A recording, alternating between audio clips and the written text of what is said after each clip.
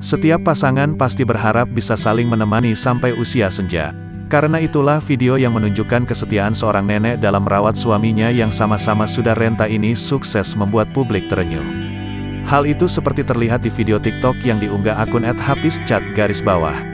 Tampak sepasang suami dan istri yang sudah sama-sama sepuh yang sedang duduk berdampingan di dalam kamar. Rupanya sang suami saat ini sedang sakit dan istrinya dengan telaten merawat kakek tersebut.